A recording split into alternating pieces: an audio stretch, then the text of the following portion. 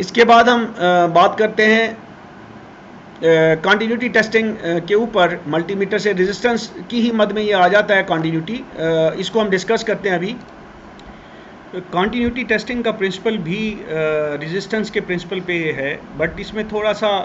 फ़र्क भी आता है और इसकी टेस्टिंग में कुछ केयर करने की भी ज़रूरत है, क्योंकि हम कंटिन्यूटी टेस्टिंग को बिल्कुल ब्लाइंडली इस्तेमाल करते हैं, जिससे अक्सर धोखा खाया जाता है। तो जब भी कंटिन्यूटी बेसिकली ये है कि जब एक सर्किट स्ट्रेट वायर है और उससे करंट पास हो जाना चाहिए, तो उसके कोई किसी भी दो पॉइंट पे जब हम मल्टीमीटर की दो रीडें रखते हैं तो उनको कंटिन्यूटी देनी चाहिए। कंटिन्यूटी के लिए अलहदा से हर मल्टीमीटर के अंदर सिलेक्शन दी जाती है, जिसके ऊपर एक बज़र का निशान बना होता है इस तरह का, जो यहाँ पे आप दायरों के अंदर देख रहे हैं। तो उस पर जब आप मल्टीमीटर को सिलेक्ट करते हैं, और बहुत सारे मल्टीमीटर ऐसे हैं जहाँ पे रेजिस्टेंस कंटिन्यूटी का फंक्शन सेम होता है, और उसको सिलेक्ट करना पड़ता है, या फिर नॉब के थ्रू सिलेक्ट करना पड़ता है, या किसी बटन के थ्रू सिलेक्ट करना पड़ता है। तो अगर मिसाल के तौर पे ये स्विच जब बना हुआ है, जब ये ऑन है, आपस में ये बन चुका हुआ है और दोनों कनेक्शन मिले हुए हैं, तो जब आप इन दो पॉइंट्स के ऊपर मल्टीमीटर की रेड और ब्लैक लीड को रखेंगे तो यहाँ से करंट फ्लो करेगा, और इसको करंट जब फ्लो करेगा तो मल्टीमीटर को पता चल जाएगा कि करंट फ्लो हो रहा है और वो बीप देगा। तो इसका प्रिंसिपल भी बिल्कुल रेजिस्टेंस जैसा होता है। मल्टीमीटर पैरेलल में सर्किट का, यहाँ पे देखें कि पैरेलल बना हुआ है, हिस्सा सर्किट का हिस्सा बन के सर्किट में बहुत थोड़ी मिकदार, मालूम मिकदार में वोल्टेज अप्लाई करता है, जिससे सर्किट में बहुत थोड़ी मिकदार में करंट फ्लो करता है, जिसको मल्टीमीटर अपनी इंटरनल सर्किट की मदद से मालूम कर लेता है, और इसी से मीटर को मालूम हो जाता है कि सर्किट में कंटिन्यूटी है या नहीं है। और इसकी जो जैक्स में जो लीड पोजीशन करने की वो है, वो एग्जैक्टली वही है जो वोल्टेज, रेजिस्टेंस या डायोड के लिए। जैसा कि मैंने बताया है कि ब्लैक लीड तो हमेशा कॉम पे रहेगी, और सिर्फ करंट के लिए, जो करंट मेजर करने के लिए रेड लीड आपको दूसरी करंट वाली जैक के अंदर लगानी पड़ेगी, अदरवाइज़ ये उसी वोल्ट ओम रेजिस्टेंस वाले के अंदर, वोल्ट रेजिस्टेंस वाली जैक के अंदर इसको रखना पड़ेगा। कंटिन्यूटी टेस्टिंग की जो बड़ी लिमिटेशंस हैं वो हमें ज़रूर पता होनी चाहिए। कि याद रखें कि सर्किट के जिस हिस्से की कंटिन्यूटी टेस्टिंग कर रहे हैं, मिसाल के तौर पे इस यहाँ इन पॉइंट पे कर रहे हैं, तो अगर इस हिस्से की रेजिस्टेंस यहाँ से यहाँ तक की जो रेजिस्टेंस है अगर 100 या 80 ओम से वो ज़्यादा है, तो अक्सर मल्टीमीटर इस सर्किट में कंटिन्यूटी टेस्टिंग के दौरान बीप नहीं देंगे, क्योंकि ये इस मल्टीमीटर तो मल्टीमीटर डिपेंड करता है, लेकिन जनरली बहुत ज़्यादा हो जाएगा कि 200 ओम तक वो ये बीप देते हैं, लेकिन 200 ओम से ज़्यादा हो, क्योंकि वोल्टेज भी बहुत थोड़ी सी दी जाती है, तो उस सूरत में वो बीप नहीं देगा, बल्कि आपको यहाँ पे कुछ रेजिस्टेंस शो करेगा। तो जब भी हम कंटिन्यूटी टेस्ट कर रहे होते हैं तो हम मल्टीमीटर की स्क्रीन पे जनरली नहीं देखते, और सिर्फ रिलाय कर रहे होते हैं कि बीप आ रही है तो हम कहते हैं कि ठीक है, सर्किट में ब्रेक नहीं है और सर्किट में करंट फ्लो कर सकता है। तो कंटिन्यूटी का मतलब, जैसे लफ्ज़ इसके मतलब से ही ज़ाहिर है, कंटिन्यूटी के मीनिंग भी यही है कि जो मुसलसल हो, उसमें रुकावट ना हो। तो ये बेसिकली जो वायर के अंदर या किसी कनेक्शन के अंदर कोई ब्रेक है तो उस सूरत में ये बीप नहीं देगा, अगर ब्रेक नहीं है तो उस सूरत में ये बीप देगा। तो हम बीप पे रिलाय कर रहे होते हैं, साउंड पे, जबकि डिस्प्ले नहीं देख रहे होते हैं, तो यहाँ से हम धोखा खा जा सकते हैं। किसी मिसाल के तौर पे इस स्विच है, इस स्विच की इंटरनल रेजिस्टेंस जो है ना, जब स्विच बना हो वो मिसाल के तौर पे 100 ओम है, और आपका मल्टीमीटर 100 ओम पे बीप नहीं देता, तो फिर होगा ये कि वो करंट तो फ्लो कर जाएगा। और कंटिन्यूटी में मल्टीमीटर का जो मेन एम होता है वो ये होता है, वो ये देखता है कि करंट फ्लो कर रहा है कि नहीं कर रहा। जब करेगा करंट फ्लो तो वो बीप देगा, करंट नहीं फ्लो करेगा तो वो बीप नहीं देगा।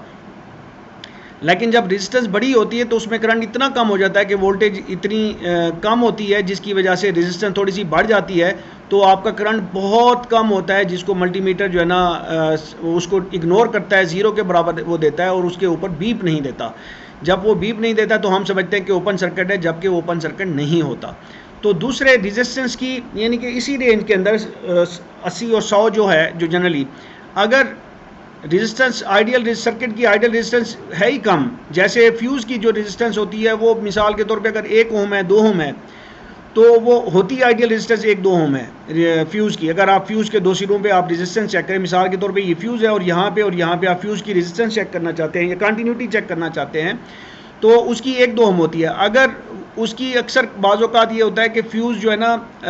उसकी वायर जो है ना गर्म हो के उसमें करंट जब ज़्यादा गुजर रहा होता है तो वो थिन हो जाती है, पतली हो जाती है। जब पतली हो जाती है तो वो जो रेजिस्टेंस 1 ओम की थी मिसाल के तौर पे 15 ओम हो गई है।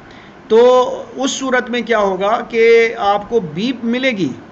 कंटिन्यूटी ये देगा फ्यूज़, लेकिन फ्यूज़ में से जब उस सर्किट में से करंट गुजरना है जो कि मिसाल के ऊपर 10 एम्पेयर के आसपास का है, 6 एम्पेयर के आसपास का है,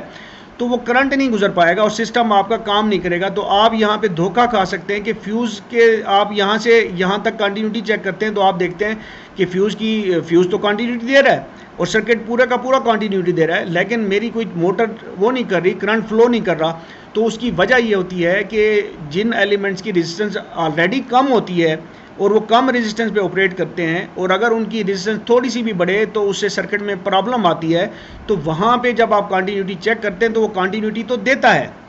ठीक है जी, क्योंकि वायर वहाँ से मिली हुई है, जो फ्यूज़ के अंदर वायर होती है वो इस सिरे से मिली होती है, लेकिन उसकी जो थिकनेस है, जो मोटाई है, वो कम हो चुकी होती है, और जिसकी वजह से जो नॉर्मल उसमें से करंट फ्लो करना है वो भी नहीं फ्लो करता और वो सर्किट काम नहीं करता। जबकि आप कंटिन्यूटी चेक करते हैं तो आपको कंटिन्यूटी मिलती है। अच्छा, इसी में रेजिस्टेंस और कंटिन्यूटी टेस्टिंग पे एक इम्पॉर्टेंट कमेंट ये है, रेजिस्टेंस और कंटिन्यूटी में थोड़ा फ़र्क है। रेजिस्टेंस में ज़रूरी है कि सर्किट के जिस भी element, load, wire, fuse, switches और रिलेज की रेजिस्टेंस मापनी हो उसको सर्किट से अलग करते हैं आप, ताकि सर्किट की दूसरी किसी जगह से उसकी रेजिस्टेंस उस पर असरअंदाज ना हो। उसमें से भी वोल्टेज अप्लाई किया जाता है, उसमें भी करंट थोड़ा सा फ्लो करता है जब आप रेजिस्टेंस मापते हैं। कंटिन्यूटी में भी यही चीज़ होती है, लेकिन चूंकि 2 पॉइंट्स मल्टीमीटर की 2 लीड्स के बीच में जो कंटिन्यूटी है उसमें वो करंट का फ्लो होना या ना होना देख रहा होता है,